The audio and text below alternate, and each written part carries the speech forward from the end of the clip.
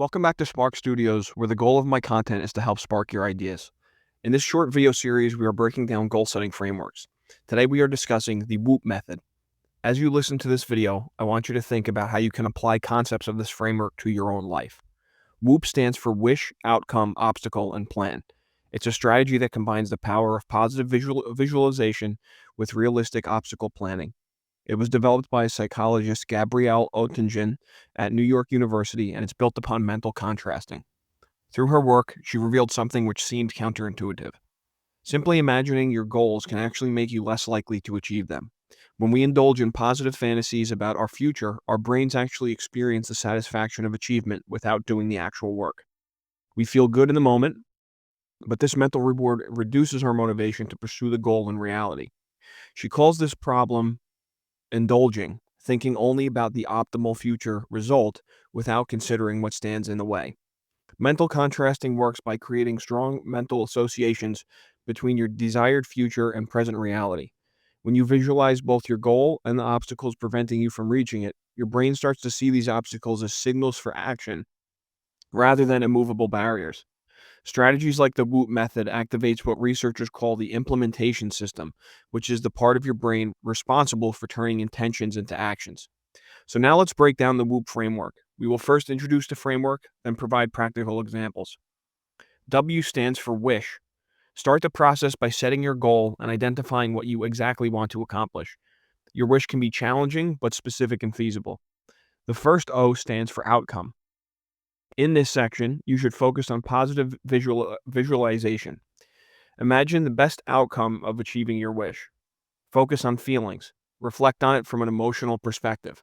So how does the outcome make you feel? What will success feel like? What will this achievement bring to your life? Make sure you feel the emotions within your experience as you reflect. Now comes the positive visualization part. Imagine the best possible outcome of achieving your wish and really try to dive into the experience. Personally, I like to think of this exercise as participating in an active daydream. The second O stands for obstacle. This aspect will contrast directly from our last step. As with any goal, it's important to identify external barriers as well.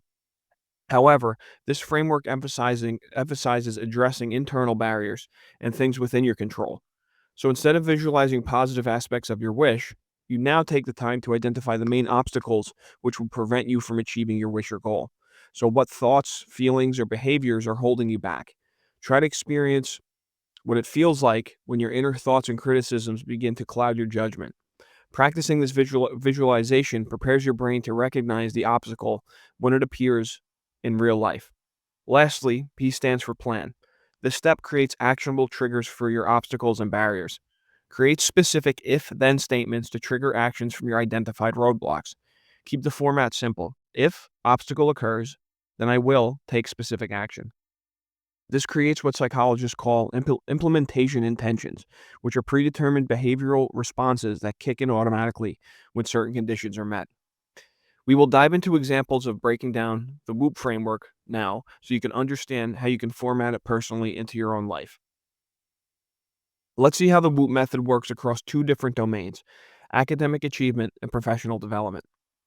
In an academic example, a student named Jane wishes to improve her math grades by one letter grade this semester. The outcome is for her to feel more confident in math class by understanding differing concepts more clearly. Her obstacle is when she feels stuck on a homework problem, she feels hopeless and copes with her feelings by procrastinating. She develops her if-then statement. If I encounter a difficult math problem, I will set a timer and continue to work on it for at least 10 minutes before taking a break.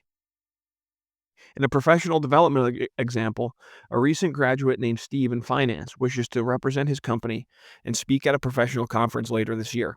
The outcome is to build confidence in public speaking with the ultimate goal to connect and share ideas with others.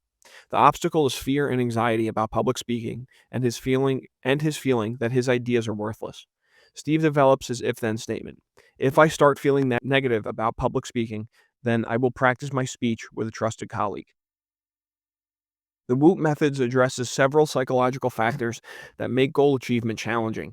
WOOP is particularly effective when your perceived chances of success are moderate to high. For unrealistic goals, WOOP actually helps you recognize when to disengage and redirect your energy towards more feasible pursuits. And this is a valuable form of self regulation. Mental contrasting is a powerful technique overall.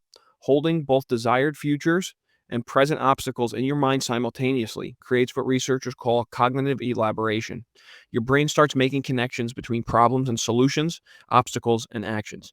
The WOOP framework trains your brain to automatically link challenges with responses, making you resilient and resourceful when inevitable obstacles arise.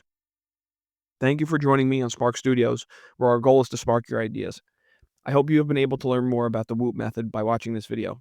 Please download the free PDF in the description box below to help yourself implement the WOOP method into your own life. Please subscribe for more content like this.